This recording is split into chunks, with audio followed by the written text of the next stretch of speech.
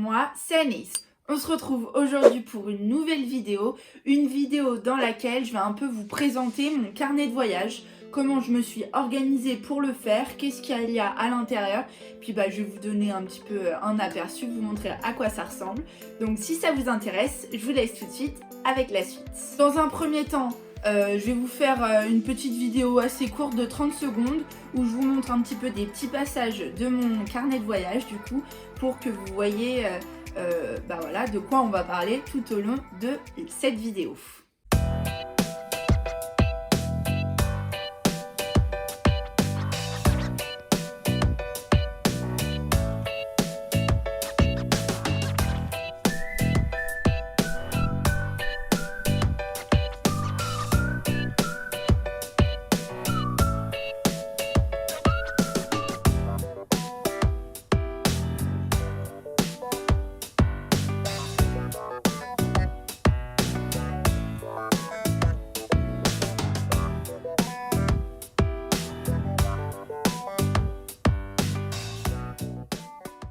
Donc voilà à quoi ressemble mon carnet de voyage. Alors il n'est pas terminé, là il est sur la fin quand même. J'ai commencé un petit peu aux États-Unis, d'ailleurs j'en parlais dans un de mes vlogs que j'avais fait pendant un week-end.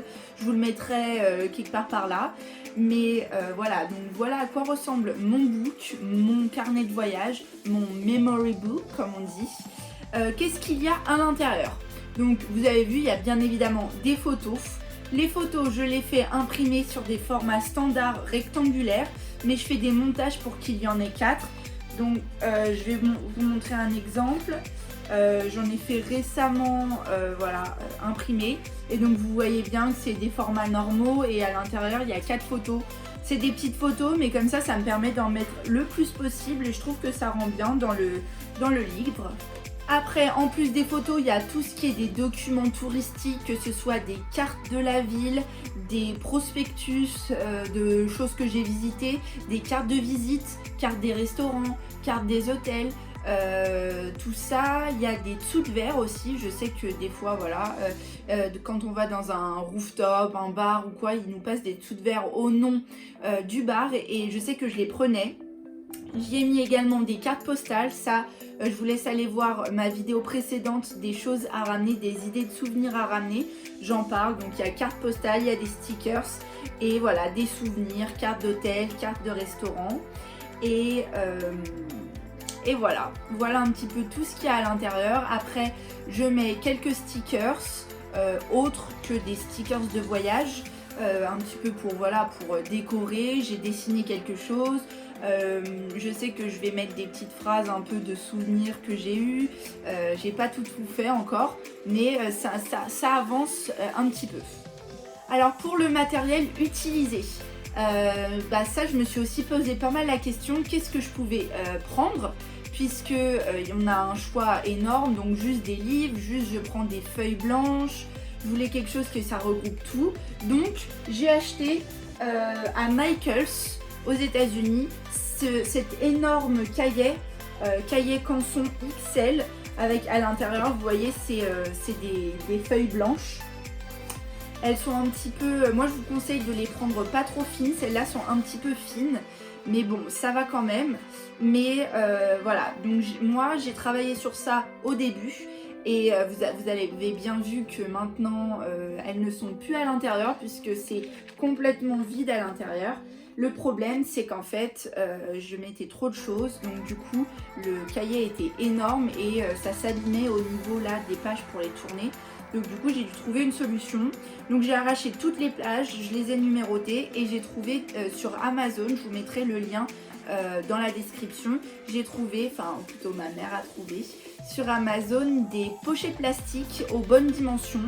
Donc comme ça, voilà, c'est pas mal. Bon, c'est pas la meilleure des solutions puisque j'avais fait en sorte de pouvoir ouvrir les cartes, les petits prospectus touristiques. Mais c'est très bien. Si j'ai envie d'ouvrir, voilà, je sors la feuille et c'est pas mal. Donc voilà ce que j'ai utilisé, des feuilles blanches, on va dire du coup, hein, des feuilles blanches et des pochettes plastiques et du coup un classeur. Là le classeur que j'ai il est pas assez grand, mais il faut que j'investisse dans un autre classeur plus beau. Donc voilà, vraiment ça c'est en fonction de ce que vous pensez, vous avez besoin pour votre carnet de voyage.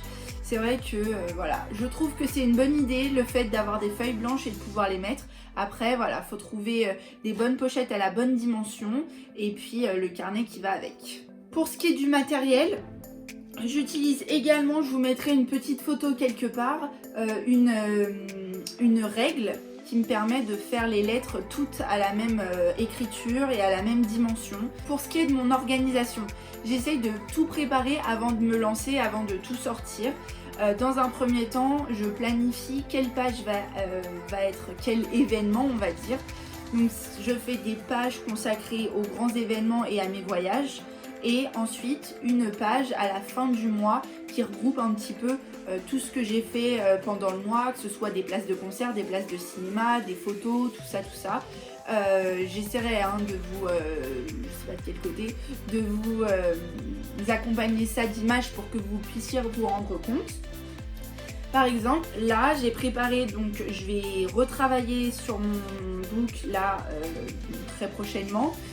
Donc j'ai préparé ma petite feuille avec tous les événements, toutes les pages que je vais pouvoir préparer.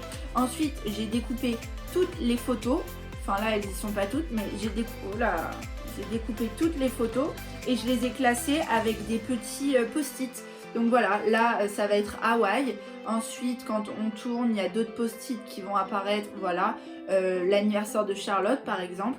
Et comme ça me permet voilà, de m'organiser, que tout soit bien prêt, bien préparé et que ce soit plus facile et que ce soit un meilleur rendu, on va dire. Donc voilà un peu comment je m'organise pour les photos. Je prends des grandes photos que je divise en 4. Je fais le montage soit avec un logiciel de photos sur mon téléphone, soit avec Canva. Je sais pas comment on prononce, mais c'est beaucoup plus simple je trouve.